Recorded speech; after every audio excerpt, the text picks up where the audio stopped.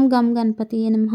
శుక్లాంబరధరం విష్ణుం శశివర్ణం చతుర్భుజం ప్రసన్నవదనం ధ్యాయేత్ సర్వ విఘ్నోపశాంతయే. ఈ శ్లోకానికి అర్థం ఏమిటంటే శుక్లాంబరధరం అంటే తెల్లటి వస్త్రాలను ధరించిన వాడు అని అర్థం. తెలుపు పవిత్రతకు స్వచ్ఛతకు చిహ్నం కాబట్టి ఆ గుణాలనే తన వ్యక్తిత్వంగా కలిగిన వాడు అని చెప్పుకోవచ్చు.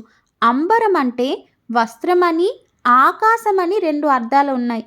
అంటే ఆకాశాన్ని తన వస్త్రంగా ధరించిన వాడు అని కూడా మనం చెప్పుకోవచ్చు. విష్ణు అంటే అర్థం ఈ విశ్వమంతా వ్యాపించిన వాడు అని అర్థం.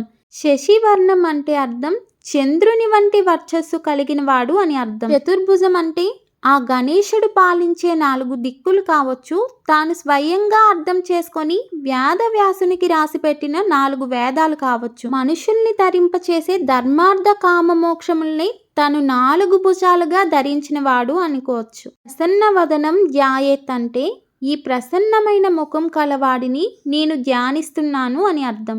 సర్వ విఘ్నోపశాంతయే అంటే అర్థం మాకు ఉన్న సమస్తమైన విఘ్నాలను తొలగించమని నీ శాంతిపూర్వకమైన వదనం ముందు శ్రద్ధగా వేడుకుంటున్నాను తండ్రి అని అర్థం.